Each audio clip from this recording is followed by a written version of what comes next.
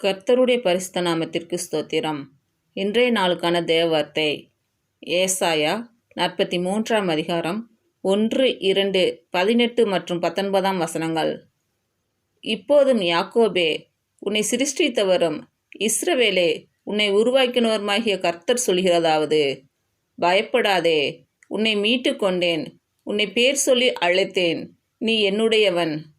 நீ தண்ணீர்களை கடக்கும்போது நான் உன்னோடு இருப்பேன், நீ ஆறுகளை கடக்கும்போது அவைகள் உன்மேல் பொருளுவதில்லை.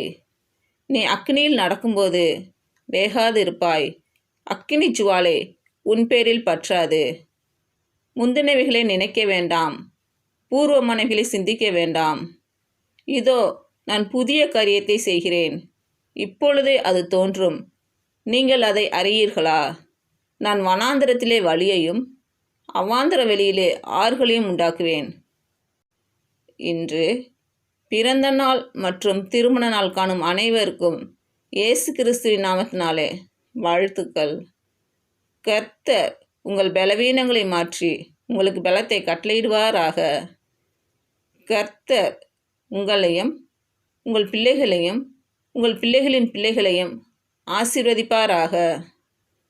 கர்த்தர் உங்களோடு இருந்து உங்கள் பணிகளையும் பயணங்களையும் ஆசீர்வதிப்பாராக. ஆமேன்.